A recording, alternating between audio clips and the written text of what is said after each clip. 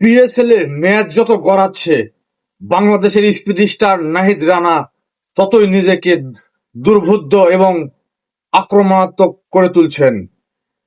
প্রথম ম্যাচে নিজেকে সেভাবে মেলে ধরতে না পারলেও পরের ম্যাচেই তিনি নিজের জাত চিনিয়ে দেন, লাভ করেন 7 রানে 3 উইকেট। ঠিক তার পরের ম্যাচেই আবার 2 উইকেট লাভ করেন 15 রানের বিনিময়ে, এবং সর্বশেষ ম্যাচে 2 উইকেট লাভ করেন 24 রানের বিনিময়ে। টুর্নামেন্টে এ পর্যন্ত 4 ম্যাচ খেলে 5.42 ইকোনমিতে মোট 7টি উইকেট লাভ করেন নাহিদ রানা, এবং তার গতির সামনে ব্যাটসম্যানদের অসহায়ত্ব যেন নাহিদ রানার আক্রমণাত্মক প্রতিচ্ছবিকে ফুটিয়ে তোলে।